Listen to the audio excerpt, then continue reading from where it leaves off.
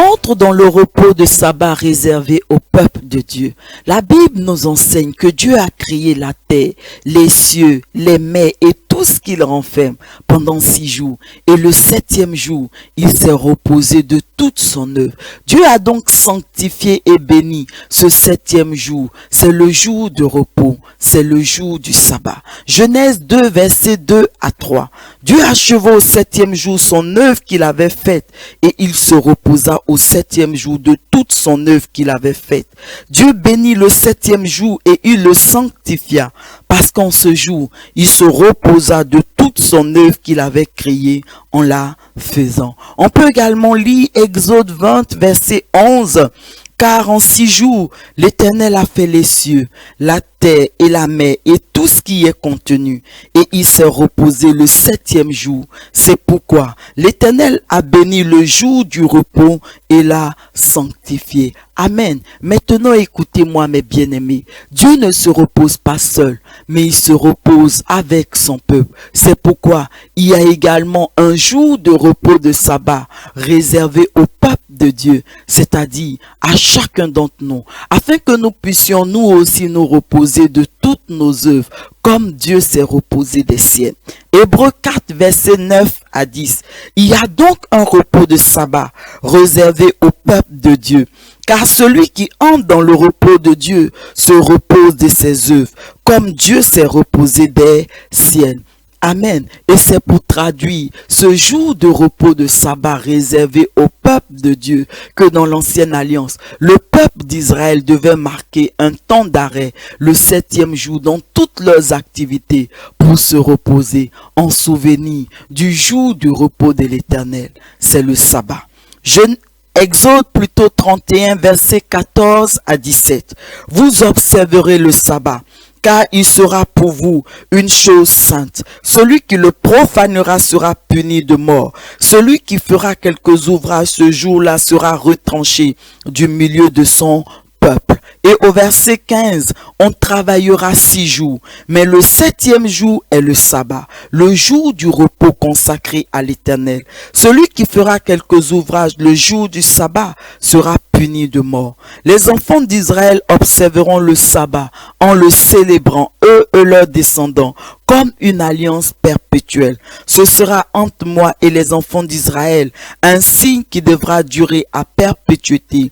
Car en 6 jours, l'Éternel a fait les cieux et la terre, et le 7e jour, il a cessé son œuvre et il s'est reposé. On peut également lire Exode 20, verset 8.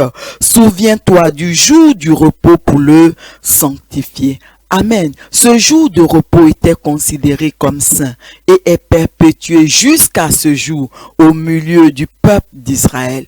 Les serviteurs et les servantes, de même que les animaux du peuple d'Israël, étaient concernés par ce temps de repos. Même la terre que labourait le peuple d'Israël devait également avoir un temps de repos.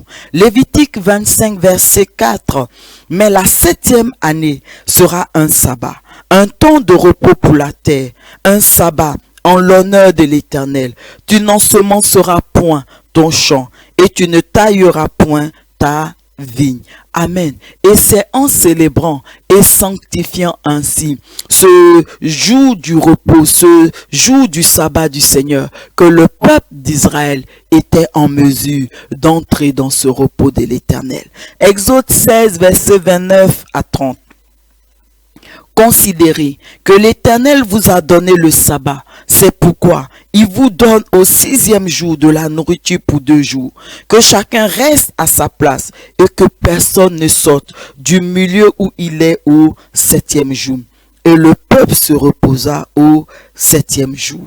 Amen. Écoutez mes bien-aimés, le désir de Dieu est que son peuple prenne également part à son repos. C'est le repos de sabbat réservé au peuple de Dieu. Et contrairement à ce que nous pensons, ce repos n'est pas seulement quelque chose que nous allons vivre dans le ciel, mais c'est quelque chose, ce repos, il commence déjà sur la terre pour se poursuivre jusque dans l'éternité. Il correspond à une période de paix, de tranquillité véritable où nous avons la victoire sur tout tous nos ennemis qui nous entourent. Deutéronome 25, verset 19. Lorsque l'Éternel, ton Dieu, après t'avoir délivré de tous les ennemis qui t'entourent, t'accordera du repos dans le pays que l'Éternel, ton Dieu, te donne en héritage et en propriété, tu effaceras la mémoire d'Amalek de dessous les cieux. Ne l'oublie point. On peut également lire Josué 21, verset 44. L'Éternel leur accorda du repos tout alentour, comme il avait juré à leur père. Aucun de leurs ennemis ne put leur résister, et l'Éternel les livra tous entre leurs mains. Amen. Le but de ce repos de sabbat était de permettre, comme Dieu le fait, au peuple de Dieu de se reposer de toutes ses œuvres, notamment des œuvres de leur foi, c'est-à-dire de tous leurs actes d'obéissance à Dieu.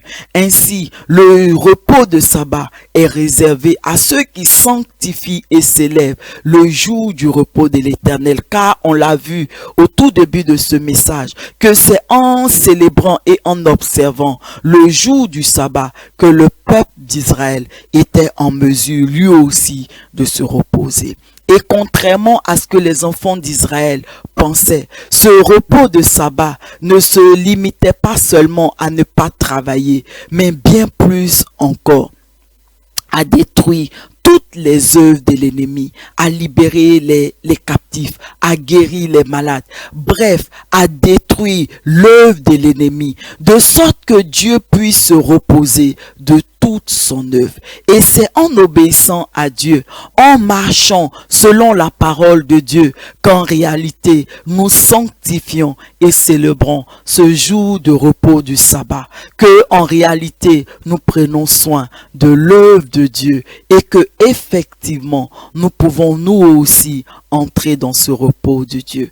Et c'est exactement ce que notre Seigneur Jésus a enseigné lors de son passage sur cette terre. Et c'est pourquoi Jésus n'a pas hésité à guérir les malades, à libérer les captifs, bref, à détruire les œuvres de l'ennemi pendant le jour du sabbat. Malheureusement, les pharisiens de son époque, qui étaient les gardiens de la loi, n'ont pas voulu comprendre ce vrai sens de sanctifier le sabbat que Jésus leur enseignait. Ils ont critiqué Jésus de violer le sabbat et dès lors, ils ont pris la décision de le faire mourir. Et cette mauvaise interprétation de la parole de Dieu va donc les conduire à faire mourir Jésus, le Fils de Dieu qu'ils n'ont pas su reconnaître et que pourtant ils se préparaient chaque jour à recevoir. Luc 13, versets 15 à 16. Hypocrite, leur répondit le Seigneur. Est-ce que chacun de vous, le jour du sabbat, ne détache pas de la crèche son bœuf ou son âne pour le mener boire? Et cette femme, qui est une fille d'Abraham, et que Satan tenait liée depuis 18 ans, ne fallait-il pas la délivrer de cette chaîne le jour du sabbat? On peut également lire Jean 5, versets 16 à 18. C'est pourquoi les Juifs poursuivaient Jésus parce qu'il faisait ces choses le jour du sabbat. Mais Jésus leur répondit, « Mon Père agit jusqu'à présent, moi aussi j'agis. » À cause de cela, les Juifs cherchaient encore plus à le faire mourir, non seulement parce qu'il violait le sabbat, mais parce qu'il appelait Dieu son propre Père, se faisant lui-même égal à Dieu. Amen. Souvenez-vous également du cas du peuple d'Israël. La Bible nous enseigne que le peuple d'Israël a vécu en Égypte dans l'esclavage pendant plus de 4 siècles. 430 ans plus précisément. Dieu a donc vu la souffrance de son peuple, sa fatigue, et Dieu va envoyer Moïse pour les faire sortir d'Égypte afin qu'ils puissent entrer dans son repos. Mais comme on l'a vu au tout début de ce message, le peuple d'Israël ne pouvait pas entrer dans le repos de Dieu, dans ce repos de sabbat réservé au peuple de Dieu, sans avoir au préalable célébré et sanctifier le jour du repos de l'Éternel, c'est-à-dire sans avoir au préalable mené une vie d'obéissance à Dieu. Malheureusement, La Bible nous enseigne que toute cette première génération des enfants d'Israël sortis d'Égypte, excepté Josué et Caleb, n'a pas cru en la promesse de Dieu pour y marcher fidèlement. Ils ont donc endurci leur cœur et par conséquent, ils n'ont pas été en mesure d'entrer dans ce repos que Dieu leur proposait, dans le repos de Dieu. Ils sont morts dans le désert. Hébreux 3, versets 10 à 12. Aussi, je fus irrité contre cette génération et j'ai dit, ils ont toujours un cœur qui s'égare, ils n'ont pas connu mes voies. Je jurai donc dans ma colère, ils n'entreront pas dans mon repos. Prenez garde, frères, que quelqu'un de vous n'ait un cœur mauvais et incrédule, au point de se détourner du Dieu vivant. On peut également lire Hébreux 3, le verset 17 au verset 19. Et contre qui Dieu fit-il irriter pendant 40 ans, sinon contre ceux qui péchaient et dont les cadavres tombaient dans le désert? Et à qui jura-t-il qu'il n'entrerait pas dans son repos, sinon à ceux qui avaient désobéi? Et au verset 19, aussi voyons-nous qu'ils ne purent y entrer à cause de leur incrédulité. Amen. De même, mes bien-aimés, dans la nouvelle alliance, dans cette alliance dans laquelle nous sommes, la Bible nous montre que notre Seigneur a vu notre souffrance, nos douleurs, nos malheurs, et il a envoyé son Fils unique Jésus pour nous faire sortir de ces choses, de toutes ces souffrances, afin que nous puissions entrer dans son repos, dans ce repos de sabbat réservé à son peuple, afin que déjà sur la terre, nous puissions nous reposer, nous aussi, de toutes nos œuvres, c'est-à-dire de tous nos actes d'obéissance à Dieu. Matthieu 11, verset 28, venez à moi, vous tous qui êtes fatigués et chargés, et je vous donnerai du repos.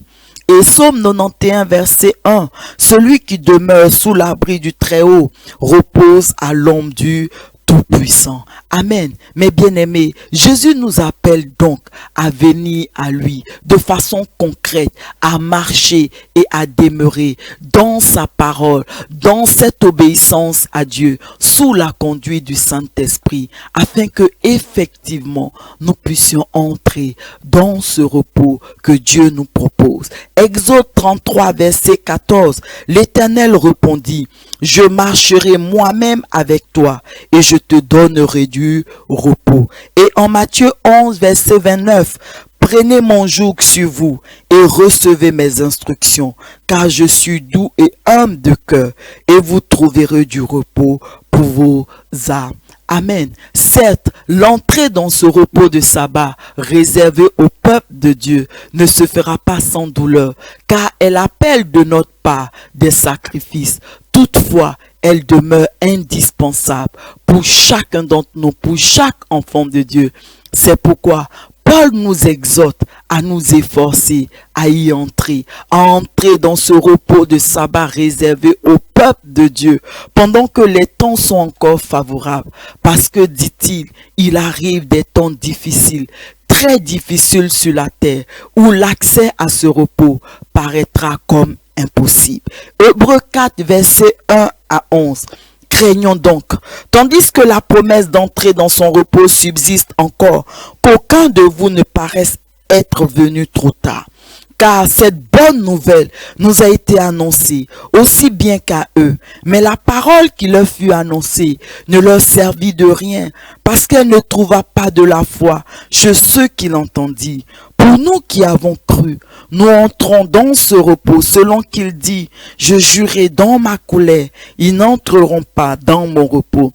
Il dit cela, quoique ses œuvres eussent été achevées depuis la création du monde.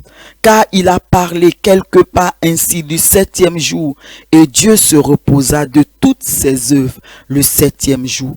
Et ici encore, ils n'entreront pas dans mon repos.